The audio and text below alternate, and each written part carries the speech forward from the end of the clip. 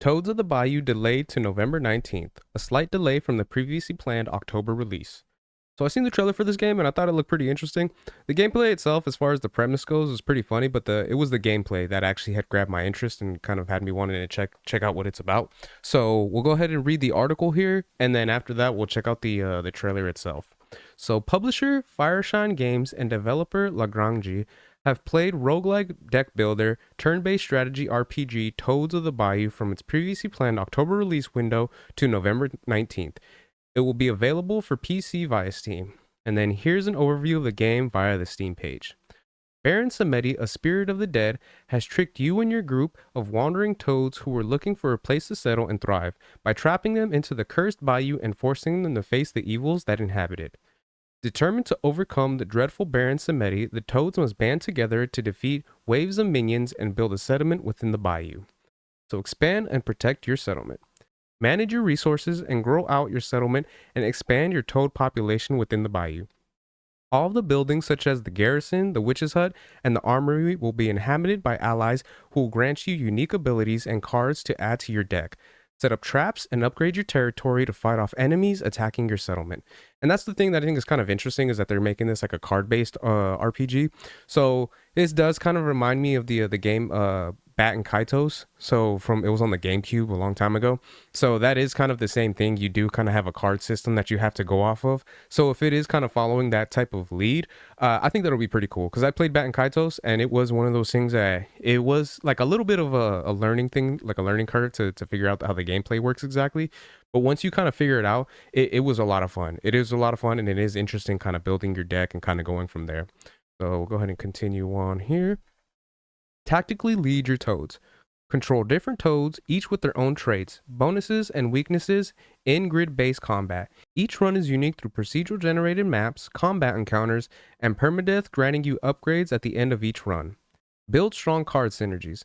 Combat a variety of tactical movement cards with powerful combat cards and create the strongest deck you can in order to effectively defeat the Baron's forces. So again, pretty cool that they're actually going like with a card-based style, which isn't something you kind of see in a lot of games, especially nowadays. So key features: over 50 cards, 3 playable toads, each with different abilities and traits, 13 buildings, 10 bosses, and then an original soundtrack. So it's pretty cool, should be interesting, and then we'll go ahead and check out the trailer itself here.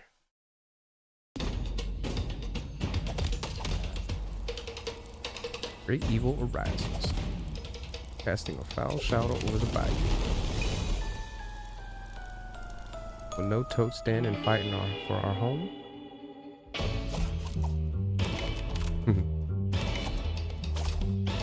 All right, so just that little intro right there, I love the way that they, brought in the characters and then the music that's playing. Just from the looks of that right there, it does kind of give a little bit of a feel that this is kind of like a stylized type of game. Anytime you see something like that, where something is stylized, video games, movies, I personally always love it. Always think it's so cool, because when you see that type of stuff, to me, it always feels like whoever was creating it was having a lot of fun while doing so. So the fact that it, just that little bit that we got to see, the way that they design the characters and how they kind of interact in that little intro, I think that's pretty funny. I think it's pretty cool for what potentially we're going to be able to get with this game.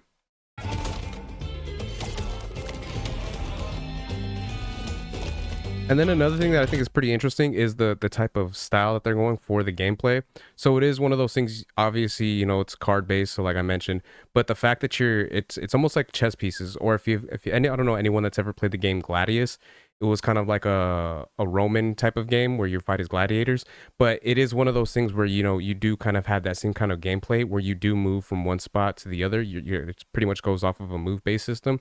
So if a player is a little bit too, like an enemy or something is a little bit too far, you kind of have to make your character move so that they can get closer to them, which in turn will leave them, the enemy, the potential to come after you if you get closer, which is kind of interesting. The fact that they're adding that to it being a card-based RPG as well, so it's pretty cool. Expand your arsenal. The different cards by cunning traps.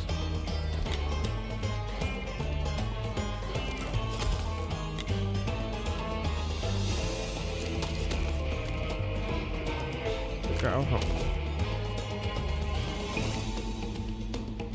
Now we'll take it back.